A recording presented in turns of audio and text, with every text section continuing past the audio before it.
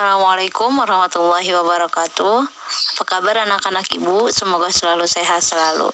Alhamdulillah, ketemu lagi di Pelajar Ibu pada pelajaran Bahasa Indonesia. Untuk materi kita hari ini, kita akan mempelajari unsur intrinsik cerpen. Silakan kalian simak dengan baik presentasi yang akan disampaikan mengenai unsur intrinsik cerpen. Menarik bukan?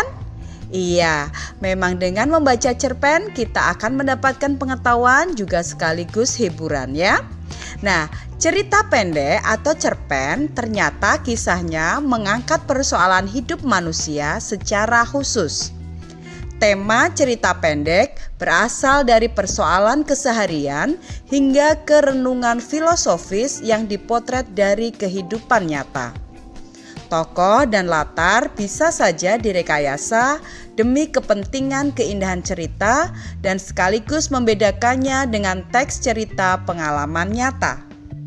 Sesuai dengan materi yang kita pelajari yaitu tentang unsur intrinsik cerpen, perlu kalian ketahui apa sih yang dimaksud dengan unsur intrinsik cerpen itu? Unsur intrinsik cerpen adalah unsur yang berasal dari dalam cerpen. Unsur intrinsik cerpen meliputi yang pertama, tema, kedua, tokoh dan penokohan, tiga, alur cerita atau plot, 4. Latar atau setting, 5. Sudut pandang, 6. Gaya bahasa, dan 7. Amanat atau pesan. Nah anak-anak, sekarang kita pelajari satu demi satu unsur-unsur intrinsik yang ada dalam sebuah cerpen. Unsur intrinsik yang pertama adalah tema. Apa sih tema itu? Tema adalah ide atau gagasan dasar yang melatar belakangi keseluruhan cerita yang ada dalam cerpen. Tema merupakan ruh atau nyawa dari setiap karya cerpen. Tema dapat langsung terlihat jelas dalam cerpen atau tersurat dan bisa juga secara tidak langsung atau tersirat, yaitu pembaca harus menyimpulkan sendiri. Apakah itu tentang persahabatan, percintaan, perjuangan, dan lain-lain. Anak-anak, unsur intrinsik yang kedua dari cerpen adalah tokoh dan penokohan. Tokoh merupakan pelaku yang terlibat dalam cerita. Setiap tokoh biasanya mempunyai karakter tersendiri. Dalam sebuah cerita terdapat beberapa macam tokoh. Yang pertama ada tokoh protagonis, yaitu tokoh pendukung cerita dan merupakan tokoh yang baik, biasanya berperan sebagai tokoh utama. Yang kedua adalah tokoh antagonis, yaitu tokoh penentang dalam cerita. Biasanya tokoh ini bersifat jahat. Dan yang ketiga adalah tokoh tritagonis atau tokoh penengah, yaitu tokoh yang berperan sebagai pendamai jika ada konflik antara tokoh antagonis dan tokoh protagonis. Selanjutnya, penokohan. Penokohan yaitu pemberian sifat, watak atau karakter pada tokoh atau pelaku dalam cerita. Sifat yang diberikan pada tokoh dapat tercermin dalam pikiran, ucapan, perilaku, dan pandangan tokoh terhadap sesuatu hal. Misalkan tokoh A. Tokoh A bersifat sabar, pemaaf, dan bijaksana. Kemudian ada tokoh B. Misalkan bersifat kasar, pemarah, dan iri hati. Anak-anak, selanjutnya unsur intrinsik cerpen yang ketiga adalah alur cerita atau plot. Alur merupakan urutan jalannya cerita. Secara garis besar, urutan tahapan alur cerita antara lain yang pertama adalah tahap perkenalan, kedua tahap munculnya konflik atau suatu permasalahan, ketiga peningkatan konflik, kemudian keempat puncak konflik atau klimaks, kelima penurunan konflik atau anti klimaks, dan yang keenam adalah selesaian. Anak-anak, masih tentang alur, kita kenal ada jenis-jenis alur. Jenis-jenis alur diantaranya ada alur maju, alur mundur, dan alur campuran. Nah, alur maju atau progresif adalah alur cerita yang bergerak urut dari awal hingga akhir cerita. Adapun alur mundur atau regresif adalah alur yang menceritakan tentang masa lampau yang memiliki klimaks di awal cerita dan merupakan jalinan peristiwa dari masa lalu ke masa kini. Sedangkan alur campuran merupakan perpaduan dari alur maju dan alur mundur. Tahapan cerita pada tahap ini dimulai dari masa kini atau masa lalu yang nantinya akan digabungkan seiring berjalannya cerita.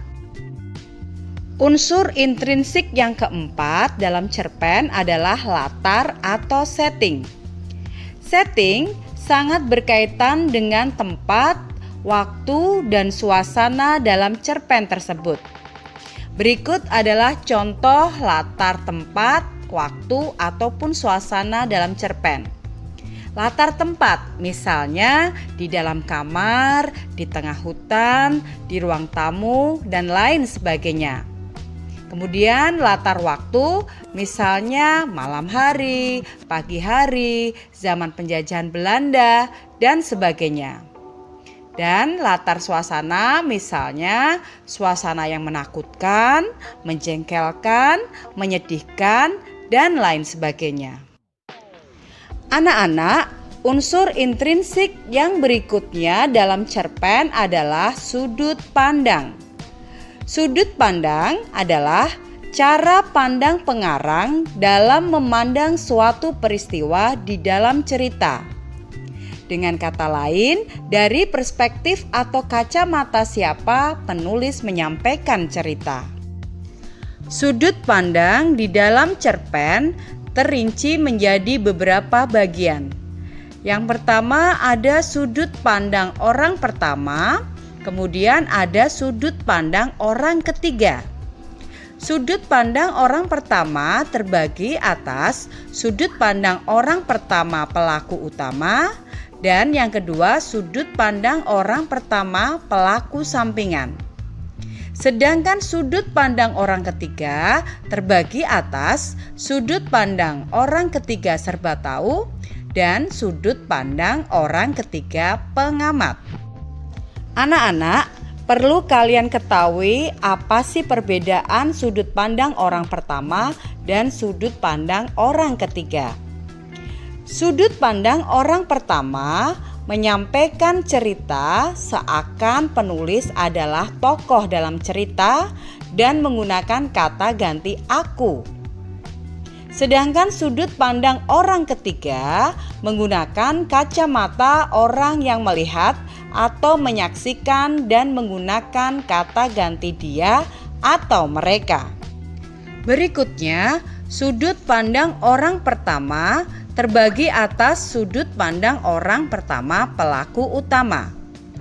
Dalam sudut pandang ini, tokoh aku mengisahkan tentang berbagai peristiwa yang terjadi serta tingkah laku yang dialaminya. Tokoh aku menjadi pusat perhatian dari kisah cerpen tersebut. Dalam sudut pandang ini, tokoh aku menjadi tokoh utama. Nah, berikut adalah contoh kutipan cerpen yang menggunakan sudut pandang orang pertama pelaku utama. Pagi ini cuaca begitu cerah hingga dapat mengubah suasana jiwaku yang penat karena setumpuk tugas yang terbengkalai menjadi teringankan. Namun, sekarang aku harus mulai bangkit dari tidurku dan bergegas untuk mandi karena pagi ini aku harus bekerja keras. Anak-anak, sudut pandang orang pertama berikutnya adalah sudut pandang orang pertama pelaku sampingan.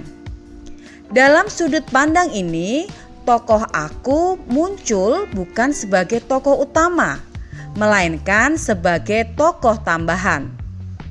Tokoh aku hadir dalam jalan cerita hanya untuk membawakan cerita kepada pembaca, sedangkan tokoh cerita yang dikisahkan kemudian dibiarkan untuk dapat mengisahkan sendiri berbagai pengalaman yang dialaminya.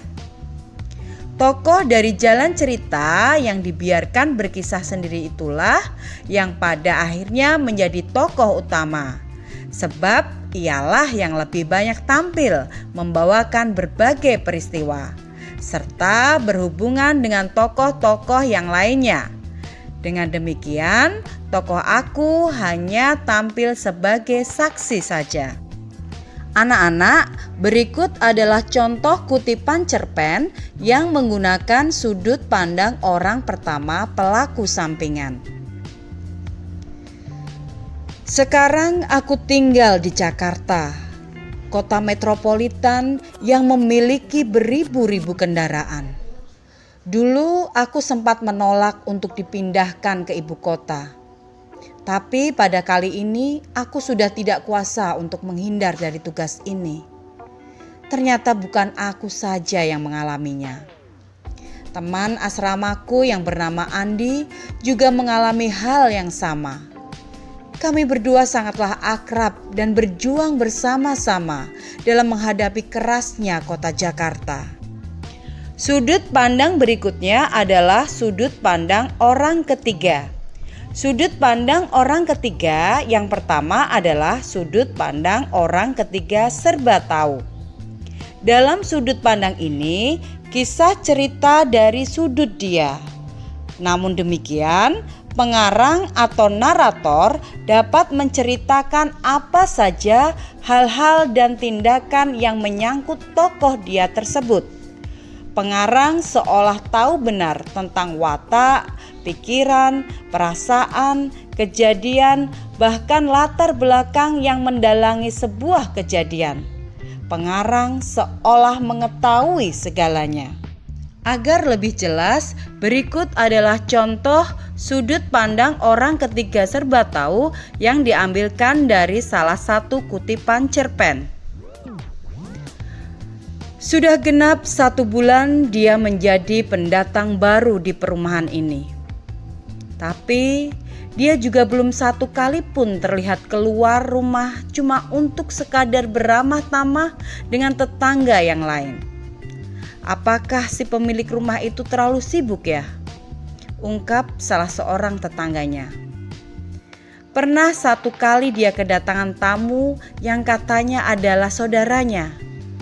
Memang dia adalah sosok introvert. Jadi walaupun saudaranya sendiri yang datang untuk berkunjung, dia tidak menyukainya. Sudut pandang orang ketiga berikutnya adalah sudut pandang orang ketiga pengamat. Dalam sudut pandang ini berbeda dengan orang ketiga serba tahu.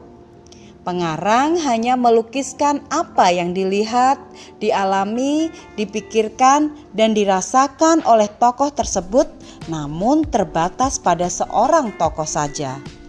Anak-anak, berikut ini adalah contoh sudut pandang orang ketiga pengamat yang diambilkan dari salah satu kutipan cerpen. Entah apa yang terjadi dengannya. Pada saat datang, ia langsung marah. Memang, kelihatannya ia mempunyai banyak masalah. Tapi kalau dilihat dari raut mukanya, mungkin ia tak hanya itu yang sedang dirasakan. Tapi sepertinya dia juga sakit. Bibirnya tampak kering, wajahnya pucat, serta rambutnya kusut. Nah, anak-anak, sampailah sekarang kita pada unsur intrinsik cerpen yang keenam, yaitu gaya bahasa. Gaya bahasa merupakan ciri khas sang penulis dalam menyampaikan tulisannya kepada publik. Baik itu penggunaan majas, diksi, dan pemilihan kalimat yang tepat di dalam cerpennya.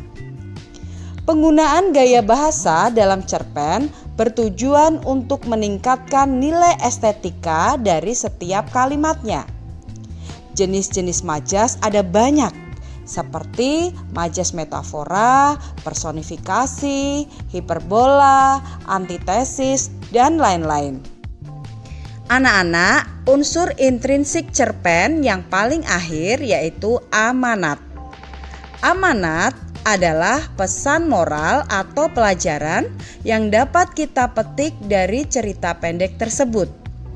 Di dalam suatu cerita pendek atau cerpen, pesan moral biasanya tidak ditulis secara langsung, melainkan tersirat, dan akan bergantung sesuai dengan pemahaman pembaca akan cerita pendek tersebut.